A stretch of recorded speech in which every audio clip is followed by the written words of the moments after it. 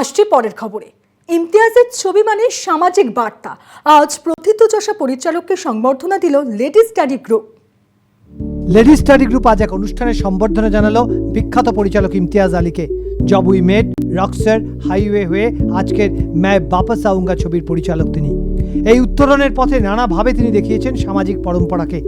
সাহিত্যের ছাত্র হিসেবে যা সম্ভব হয়েছে বলে মনে করেন তিনি। मैं लिटरेचर का स्टूडेंट हूँ और लिटरेचर में जो भी पढ़ता था हम लोगों को पढ़ाया जाता था ना कि ये इनर कॉन्फ्लिक्ट है, ये ड्रामा है, ये so on and so fourth.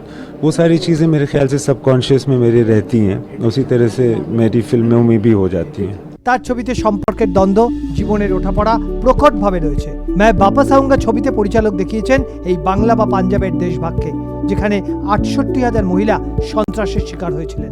I'm just fortunate that I've been working in the film industry for many years and these are all the films that I have made.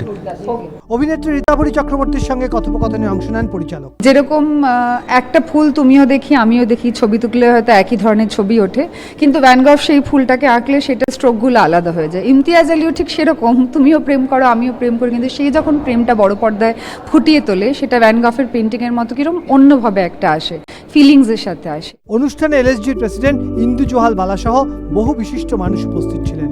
আকাশ বার্তা।